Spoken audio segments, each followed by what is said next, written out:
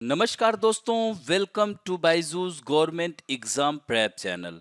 दोस्तों, आज हम लोग डिस्कस करेंगे डेली करंट अफेयर में 29 जुलाई 2021 के न्यूज़पेपर में से, जो कि आपके exam CHSL combined graduate level, NTPC intelligence bureau, CPUSI Delhi police, PET and other state services exam के साथ साथ बैंकिंग अवेयरनेस के लिए भी यह हेल्प करेगी। तो आइए एक एक करके डिस्कस करते हैं। Now we have to discuss about national affairs. National affairs में पहली खबर है, Madhya Pradesh announces Ayush based economic upgradation scheme Devaranya योजना। तो देवरन्या योजना क्या है, तो यह इसके बारे में हम लोग आइए डिस्कस करते हैं। जैसा कि आप लोग जानते हैं, you know about that Madhya Pradesh की कैपिटल भोपाल है और वहां की जो CM हैं शिवराज सिंह चौहान, यहां पर देख सकते हैं बीच में बैठे हुए हैं। तो the state government of Madhya Pradesh has prepared an Ayush based economic upgradation scheme named Devaranya योजना। तो इसका नाम जो रखा गया है देवरन्या योजना रखा गया है। तो यह जो है आयुष और पर्यटन को एक साथ लाने के लिए इस योजना की शुरुआत यानी योजना को तैयार किया गया है। तो the scheme is launched with the dual objective of maximising Ayurveda benefits in the scheduled tribal areas and increase employment and livelihood opportunities in tribal dominated areas. यानी दोस्तों, यह आयुर्वेद के लाभों को अधिकतम करने, तो यानी कहाँ, किस क्षेत्र में, अनुसूचित जनजातीय। और जैसा कि आपको पता होना चाहिए, शेड्यूल्ड ट्राइब पॉपुलेशन वाइज अगर बात की जाए तो शेड्यूल का ट्राइब सबसे ज़्यादा कहाँ पाई जाती है, मध्य प्रदेश में ही पाई जाती है। अगर परसेंटेज वाइज बात की जाए तो वह मिजोरम में है, 94.4% जो है मिजोरम में पाई जाती है। और यूनियन टेरिटरी स्टेट में बात की जाए तो 94.8% जो है लक्षद्वीप में पाई जाती है।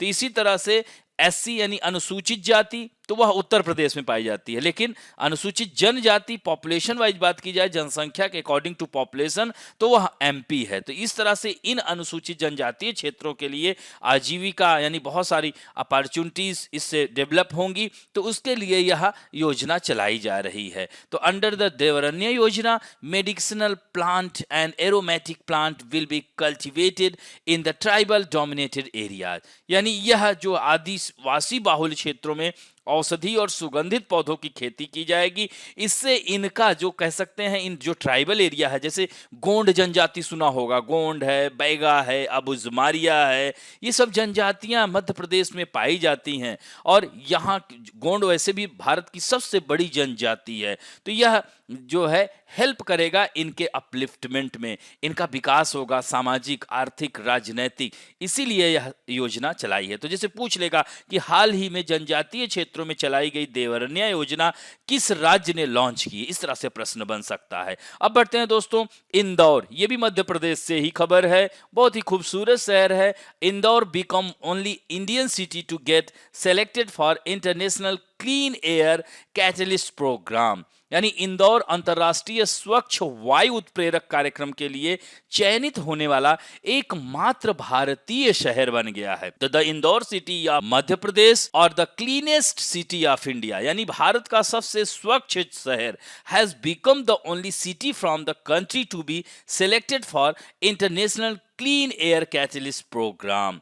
यानी एकमात्र शहर है। Clean air catalyst is a new flagship programme launch by the US agency for international development, जिसे USAID कहते हैं, and global consortium of organisations led bye world resource institute यानी WRI and environmental defence fund, जिसे EDF, to combat air pollution in low and middle income countries by accelerating clean air solutions. तो यह जो है स्वच्छ वायु समाधान में तेजी लेकर आएंगे। यह जो है, यह सब संगठन मिलकर के कार्य कर रहे हैं।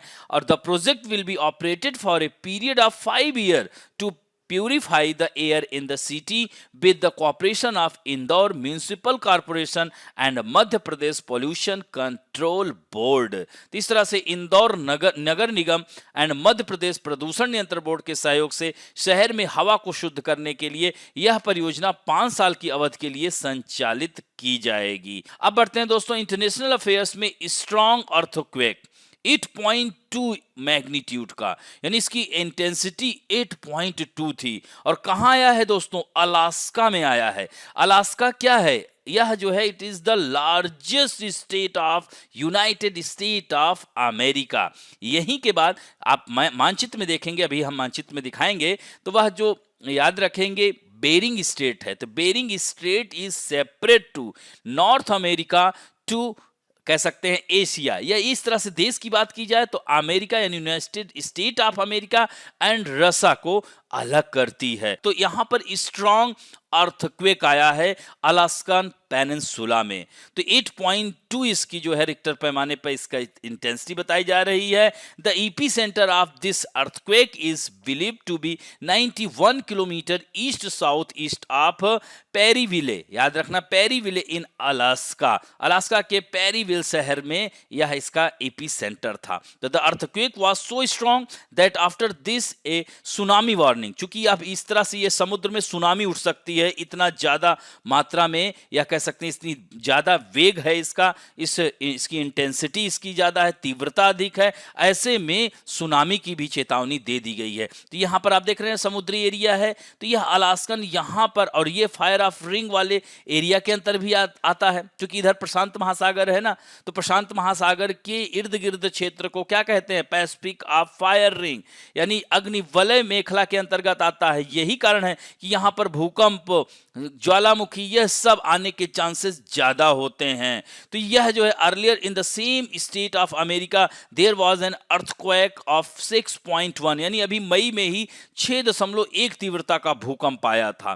तो इस तरह से जो है अर्ली वार्निंग सिस्टम जो होता है, जैसे national tsunami warning centre in Alaska has issued A tsunami warning for southern part. यहां पर जो है सुनामी के संकेत दिख रहे हैं, इतना ज्यादा मात्रा में यह इसका वेग है इस अर्थक्वेक का। तो अलास्का में अक्सर ही भूकंप के झटके आते हैं। इसके पीछे क्या कारण है? यही कारण है कि ये पैसिफिक रिंग ऑफ फायर में आता है, जिसे सिस्मिक एक्टिविटी में काफी सक्रिय माना जाता है। तो यहां प्लेटों में मूवमेंट तेज होता है। और दोस्तों अभी तक 1964 में यहां पर 9.2 रिक्टर स्केल का जो है भूकंप आ चुका है।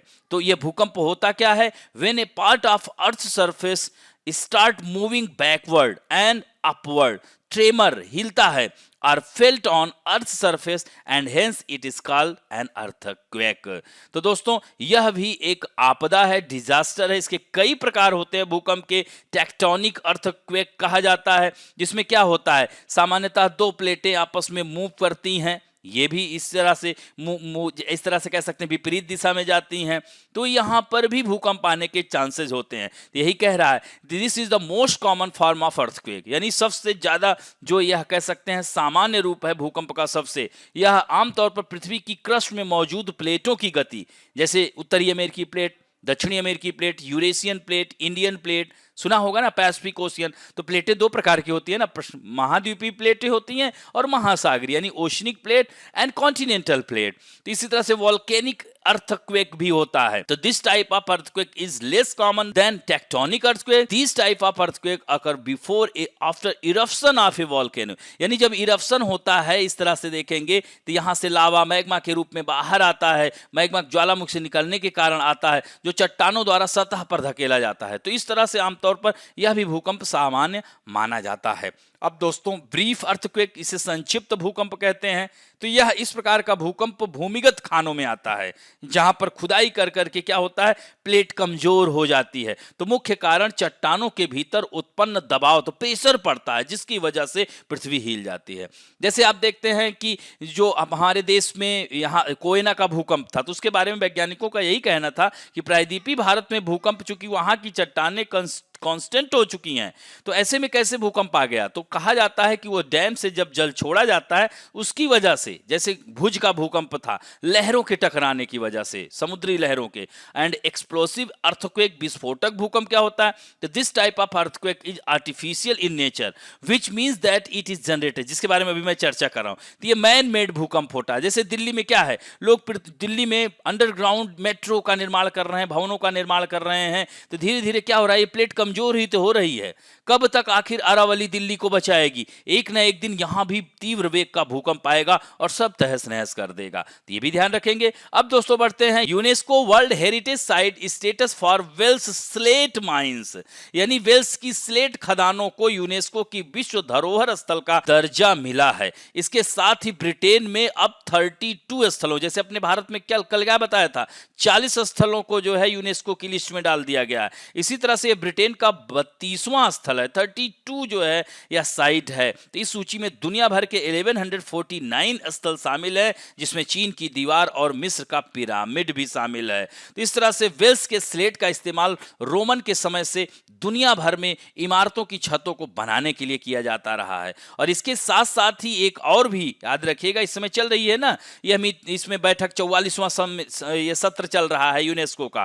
तो इसमें जो है वेल्स के स्लेट खदानों के साथ साथ ब्राजील के शहर रियो डी जेनेरो का यह सिटी ऑफ बुर्ले मार्क्स जो है एक लैंडस्केप गार्डन है। तो यूनेस्को की विश्व धरोहर सूची में इसको भी जोड़ा गया है। The park contain more than 3500 species of plant native to Rio and is considered a laboratory for botanical and landscape experimentation. तो प्रयोगशाला में इसके लिए माना जाता है। तो ये बहुत ही इंपॉर्टेंट है, तो इसे भी यूनेस्को की लिस्ट में डाला गया है। तो ब्राजील और यहाँ पर दोनों को मानचित्र में आइए थोड़ा देख सकते हैं। तो ये ब्राजील का देख रहे हैं ना, ये रियो डी जेनेरो शहर है, बहुत ही महत्वपूर्ण शहर है। यहां पर जो है इसे कल्चरल कैपिटल कहते हैं। 2016 में ओलंपिक गेम भी यहीं हुए थे। यह ब्राजील, यहां पर देख सकते हैं अटलांटिक ओशियन के तट पर स्थित देश है। यहीं आप देख रहे हैं ना, यह सैंटोस है, इसे कॉफी पोर्ट के नाम से जाना जाता है। और यहीं पर आप देखेंगे यह जो महत्वपूर्ण है, अंदर ही साओ पोलो भी है। तो यह सैंटोस और साओ पोलो के बीच के रेल मार्ग को कॉफी रेल मार्ग कहा जाता है। तो यह है। और इधर ये वेल्स आप देख सकते हैं, it is part of great Britain, या कह सकते हैं यूके भी कह सकते हैं, चूंकि यूके का मतलब क्या हुआ, north Ireland plus great Britain को मिलाकर के यूके बनता है। तो वेल्स का है। तो यह वेल्स की चट्टानों में यहां पर देख रहे हैं कैम्ब्रियन माउंटेन पाया जाता है। इधर आयरिश सी है, ये भी पॉइंट यहां पर देख रहे हैं। तो ये सब चीजें यहां पाई जाती हैं। अब बढ़ते हैं दोस्तों इंपॉर्टेंट स्कीम एंड कमीशंस में। तो आज हम बात करेंगे दीनदयाल उपाध्याय ग्रामीण कौशल्या योजना। तो यह कौशल्य योजना जो क्या है, the central government had launch Deendayal Upadhyaya Grameen Kaushalya Yojana. तो यह जो है इसको शॉर्ट फॉर्म में DDUGKY to provide employment to rural youth, यानी यह युवा ग्रामीण युवाओं के लिए यह शुरू की गई योजना है। 25 सितंबर 2014 को शुरू की गई थी। तो इसका जो उद्देश्य है कि गरीब ग्रामीण युवाओं को सरकार द्वारा स्किल देने के बाद, यानी उनको स्किल्ड पहले किया जाएगा, उसके बाद इनको रोजगार दिया जाएगा। तो इसके तहत 5.5 करोड़ से अधिक ग्रामीण युवाओं को कुशल बनाने और उसके बाद रोजगार उपलब्ध कराने का। इसमें ग्रामीण इलाके में 15 to 35 year in rural area thereby making them employable. तो इस तरह से उनको कुशल बना करके फिर उनको रोजगार योग्य बनाना है। तो इस तरह से 50% ऑफ जो एलोकेटेड फंड जो है यह किसके लिए, SC ST के लिए, एंड 15% माइनॉरिटीज के लिए, अल्पसंख्यकों के लिए, एंड 3% पर्सन विथ डिसेबिलिटीज, यानी जो है विकलांग व्यक्तियों के, दिव्यांगों के लिए निर्धारित किया गया है। और 1/3 इसमें महिलाओं को रखा गया है। तो इससे रोजगार के साधन उपलब्ध होंगे। अब बढ़ते हैं various national international personality news में। तो farmer CBI director Rakesh Asthana becomes the new Delhi police commissioner, यानी न्यू दिल्ली के नए पुलिस कमिश्नर बन गए हैं। अस्थाना साहब CBI में भी रहे हैं, इससे पहले BSF में उनको प्रमुख नियुक्त किया गया था। इसके अलावा भी नागरिक उड्डयन सुरक्षा ब्यूरो के महानिदेशक भी रह चुके हैं। गुजरात कैडर के हैं। इनका जो कार्यकाल होगा 1 साल का होगा। इनका जन्म 1961 रांची में हुआ था, रांची के रहने वाले, लेकिन गुजरात कैडर में यह IPS के पद पर ज्वाइन किए थे। अब बढ़ते हैं दोस्तों पुस्तकें और पुरस्कारों में। UN award for 3 small food enterprises in India, यानी भारत के 3 खाद्य उद्यमों को संयुक्त राष्ट्र का पुरस्कार मिला है। तो दोस्तों इसमें a total of 50 enterprises selected through the global competition will be given an amount of $1 lakh, यानी $1 लाख की राशि दी गई है 50 उद्यमों को। तो इसमें जो है यह they have been adjudged the best small business in the good food for all, यानी सभी के लिए अच्छा भोजन competition organise by the United Nations food system summit. तो यह महत्वपूर्ण है, इसी के तहत ही तो इसमें विजेता कंपनियों में जो भारत की जो 3 है वह एडिबल रूट्स प्राइवेट लिमिटेड है, ओरिजा डेवलपमेंट सॉल्यूशन इंडिया है एंड तरु नेचुरल्स है। तो इस तरह से the United Nations said that about 2000 businesses from 135 countries participated in the competition and 50 winner will be awarded as cash prize of $, यानी $1 लाख नगद पुरस्कार इसका दिया जाएगा। तो जो हमारी जो ये एडिबल रूट्स प्राइवेट लिमिटेड है कपिल मांडवे वाला द्वारा स्थापित की गई है। तो इसमें प्राकृतिक और स्थानीय रूप से उगाई गई ताजा कृषि उपज उपलब्ध कराई जाती है। तो यह जो है तो याद रखेंगे। और वहीं ओरजा कृषि जो है यह भी कृषि सेवा कंपनी है। Oorja is an agriculture service company that works toward eco friendly agriculture and renewable energy. The company provides clean energy resources to the farmers at affordable price, यानी कह सकते हैं कि एक वाजिब कीमत पर यह उपलब्ध कराता है। इसी तरह से तीसरी जो कंपनी है रुचि जैन द्वारा स्थापित नेचुरल एंड ऑर्गेनिक्स, भारत में 10,000 जो Adivasi tribal and small farmer in India to bring healthy pure and organic products directly from farmers to consumer. And banking and finance related news में हम बात करेंगे former IndiGo president Aditya Ghosh to team up with Rakesh Jhunjhunwala for new airline venture, यानी इंडिगो के पूर्व अध्यक्ष आदित्य घोष नए airline उद्यम के लिए राकेश झुनझुनवाला के साथ मिलकर काम करेंगे। तो they are working on launching a budget airline with a fleet of 70 aircraft. The proposed airline named Akasa Air, ये पॉइंट याद रखिएगा, will be acquiring its fleet of aircraft over the next 4 year, यानी अगले 4 वर्षों में अपने विमानों के बेड़ों को अधिग्रहण करेगी। तो Jhunjhunwala move into aviation comes at a time when international and domestic carriers have been faced with financial uncertainty because of the COVID-19 pandemic। तो इस तरह से झुनझुनवाला का उड्डयन में कदम ऐसे समय में आया है जब अंतर्राष्ट्रीय और घरेलू वाहक कोविड-19 महामारी के कारण वित्तीय अनिश्चितता से वह घिरे हुए हैं। अब बढ़ते हैं दोस्तों स्पोर्ट न्यूज में। Railway ministry announces big incentive for Indian Olympic sport person, यानी भारतीय ओलंपिक खिलाड़ी विजेताओं के लिए रेल मंत्रालय ने बड़े प्रोत्साहनों की घोषणा की है। तो इसमें रेल मंत्रालय ने कहा है कि जो भी पार्टिसिपेट किए ओलंपिक में उनके लिए रेलवे देगा कैश, जैसे कि गोल्ड मेडल अगर स्वर्ण पदक जीतता है कोई तो 3 करोड़ रुपए, सिल्वर मेडल जीतता है तो 2 करोड़ रुपए, ब्रॉन्ज मेडल जीतता है तो 1 करोड़ रुपए और 8वें विनर को दिए जाएंगे 35 लाख रुपए। इसी ₹7.5 lakh will be given to the participant in the Olympic, जो ओलंपिक में पार्टिसिपेट करेंगे उनको 7.5 लाख रुपया दिया जाएगा।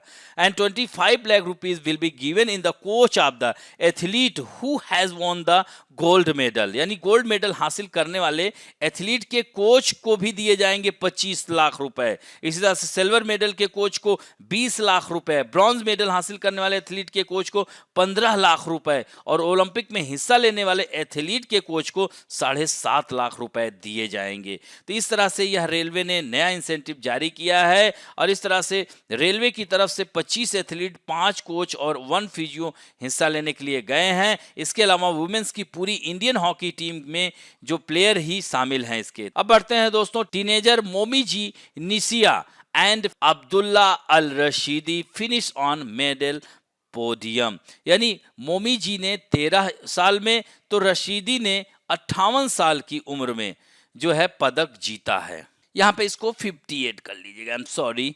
तो यहाँ पर आप देख सकते हैं कि हमने सबसे कम उम्र और सबसे ज़्यादा उम्र के जो पदक विजेताओं का यहाँ चर्चा किया हुआ है।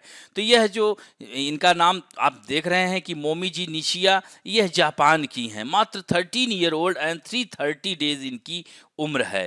तो इन्होंने जो है स्केट बोर्डिंग में पहला स्वर्ण पदक अपने नाम किया है। तो यह इतिहास में सबसे कम उम्र की व्यक्तिगत यानी individual Olympic champion in history. इससे पहले सबसे कम उम्र के स्वर्ण पदक विजेता बर्लिन में 1936 के खेलों में टीम यूएसए के मार्जोरी गैस्टिंग थी। उस समय वह केवल 13 वर्ष 268 दिन था।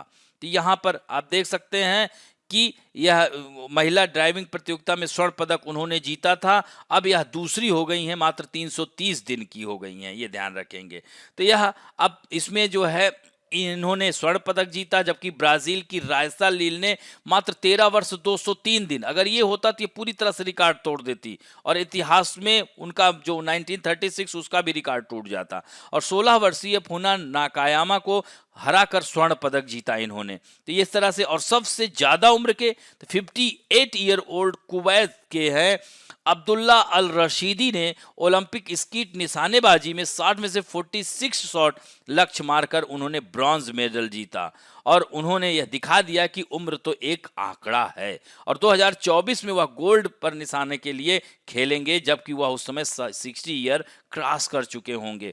अब बढ़ते हैं दोस्तों इस इंपॉर्टेंट डेज। दोस्तों आज इंटरनेशनल टाइगर डे है, अंतरराष्ट्रीय बाघ दिवस है और मेरा भी जन्म दिवस है। तो आज 29 जुलाई के दिन हर साल 2010 के बाद से 2010 से ये मनाया जा रहा है, बाघ दिवस मनाया जाता है। तो दुनिया भर के मात्र 13 देशों में ही बाघ पाए जाते हैं, वहीं इसके 70% बाघ केवल भारत में हैं। तो 2010 में भारत में बाघों की संख्या मात्र 1700 के करीब पहुंच गई थी। तो इसमें जो है फिर सरकार काफी चिंतित हुई और फिर हर 4 वर्ष पे बाघों की गणना की गई। तो 2006, 2010, 2014, 2018 तो हालांकि बढ़ गई है। तो इस तरह से भारत का सबसे बड़ा टाइगर रिजर्व जो है नागार्जुन सागर श्रीशैलम, जबकि देश का सबसे छोटा टाइगर रिजर्व महाराष्ट्र के पेंच में है। और इस तरह से देश के कुल 18 राज्यों में हमारे जो है बाघ पाए जाते हैं। और 2000 यानी 18 की रिपोर्ट है, 19 में आई रिपोर्ट में भारत के पास 2967 बाघ हैं। तो इस तरह से पहला जो बाघ दिवस मनाया गया 2010 में रूस के सेंट पीटर्सबर्ग में शिखर सम्मेलन मनाया गया था। फिर उसके बाद हर साल। तो इस तरह से इस सम्मेलन में ये कहा गया कि 2022 तक बाघों की संख्या को दुगुना किया जाएगा। तो यह जो है इसे भी पॉइंट को ध्यान रखेंगे। और इस बार का जो है 2010 के बाद यहाँ पर और यह 11वां अंतर्राष्ट्रीय बाघ दिवस है। और इस बार का जो स्लोगन है टाइगर डे का, their survival is in our hand, यानी उनका अस्तित्व तो हमारे हाथों में है। तो यह इस बार का यह बाघ दिवस का विषय है या नारा है या स्लोगन भी, इसे याद रखेंगे। अब बढ़ते हैं दोस्तों, कल हम लोगों ने औरंगजेब, एक तरह से कह सकते हैं कि मुगल शासन में यानी पूर्व मुगल शासक और उत्तरकालीन मुगल शासक, तो अब उत्तरवर्ती मुगल काल के बारे में अब हम लोग चर्चा करेंगे। तो इसमें जो बहुत खास नहीं रहे हैं, तो इसमें याद रखना यह कभी कभी यह क्रम से लगाने को आ जाता है। तो इसमें हम सारे जो शासकों को दिए हैं बहादुर शाह औरंगजेब की मृत्यु के बाद। तो यह औरंगजेब मुगल साम्राज्य का एक तरह से कहा जाए तो अंतिम महान शासक था। तो all the Mughal ruler who sat on the Mughal throne after his death are known as the successor Mughal, यानी कह सकते हैं कि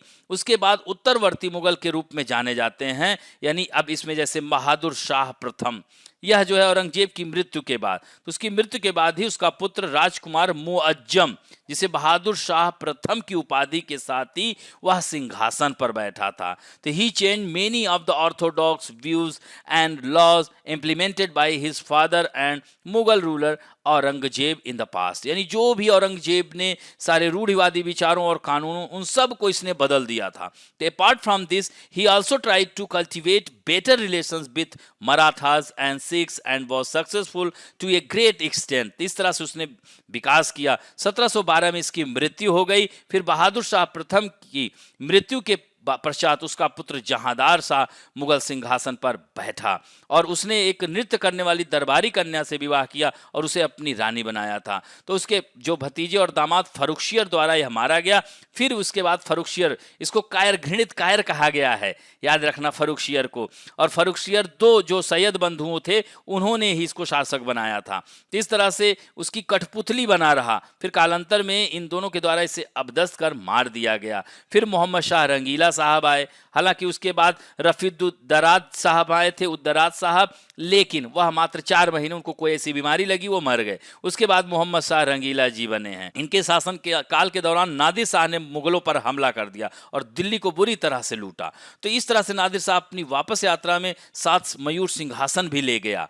फिर जो है इस तरह से आप देख सकते हैं कि इनके बाद यानी मोहम्मद शाह रंगीला की मृत्यु के बाद अहमद शाह, बहादुर आलमगीर द्वितीय, शाह आलम द्वितीय, अकबर द्वितीय, बहादुर शाह द्वितीय के बाद जो भी मुगल शासक हुए सब नाम मात्र के शासक थे। तो ये हमें कुछ फैक्ट था, इसको यहाँ वाला ये बहुत इंपॉर्टेंट है, इसको जरूरी है। अक्सर आप लोग परीक्षाओं में, जैसे बहादुर शाह का पूर्व नाम क्या था, तो मुअज्जम था। बहादुर शाह को शाह बेखबर के नाम से जाना जाता था। जहांदार शाह ने अपने शासनकाल में लाल कुमारी नाम की वेश्या को हस्तक्षेप करने का आदेश दे रखा था। तो कैसे शासन चलेगा बताइए। और मुगल कालीन इतिहास में सैयद बंधु हुसैन अली खां और अब्दुल्ला खां को शासक निर्माता के रूप में, चूंकि ये लोग दोनों ने जो है जैसे फर्रुखशियर को रखा था, और जहांदार को तो लंपट मूर्ख ही कहा जाता था।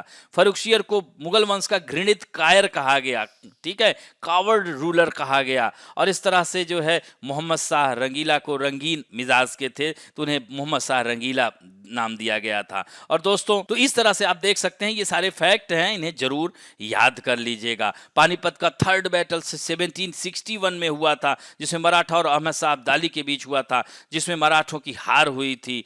ये भी पॉइंट रखना। और अहमद शाह अब्दाली का वास्तविक नाम अहमद खान था। इसने 8 बार भारत पर आक्रमण किया था। तो ये सारे फैक्ट हैं। इसी तरह से जो अंतिम शासक बहादुर शाह जफर, आप जानते ही हैं, उनको बंदी बना लिया गया 1857 के रिवोल्ट के बाद, और फिर रंगून भेज दिया गया। कहा जाता है कि मुगल वंश के अंतिम शासक को 2 गज जमीन भी नसीब नहीं हुई, उन्हें रंगून में दफनाया गया था। ये भी पॉइंट ध्यान रखेंगे। अब बढ़ते हैं दोस्तों आप लोगों के सेक्शन में, जो कि बहुत ही सुंदर उत्तर दे रहे हैं। आज उत्तर देने वालों में है मुस्कान Harun Sheikh, Abhishek Yadav, Kumar Vivek, Zebun Nishan Ajmera, Sandeep Yadav, Anurag Upadhyay, Bittu Upadhyay, Purnima Jaiswal, BA honours, Sai Teja Duggi, Triveni Baghel, Mili, children's TV, Angelina channel, Amarjeet Singh Ballu, Ravi Patel, Renu Bala, Sameer Sharma, Archi Tiwari, Naim Ansari, Pradeep Sharma, Prateek Gandotra, Swapnika Singh, Tohfa Saba Taskin, Babita कुमारी, विनोद जायसवाल जी। इतने लोगों ने कमेंट और उत्तर दोनों दिए हैं। आशा करता हूं कि आज और ज्यादा से ज्यादा लोग उत्तर देंगे। तो आप लोगों के सामने पहला प्रश्न है, has prepared an Ayush based economic upgradation scheme named Devaranya योजना। तो आयुष आधारित आर्थिक उन्नयन योजना देवरन्या योजना तैयार की है किसने? Kerala, Maharashtra, Madhya Pradesh, Paschim Bangal. And next question है, which Indian city has been selected for international clean air catalyst programme? यानी भोपाल होगा, इंदौर, ग्वालियर या Ratlam.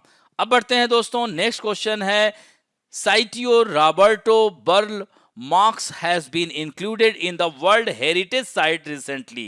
Where is this situated? यह साइट कहाँ अवस्थित है? पेरू में, ब्राजील में, मैक्सिको में या क्यूबा में? एंड नेक्स्ट क्वेश्चन है, who has been appointed as the new police commissioner of Delhi? Rakesh Asthana, Alok Verma, Rishi Kumar Shukla, Ranjit Sinha. And next question है, recently who has become the youngest individual Olympic champion in history? हाल ही में इतिहास में सबसे कम उम्र के व्यक्तिगत ओलंपिक चैंपियन कौन बनी हैं?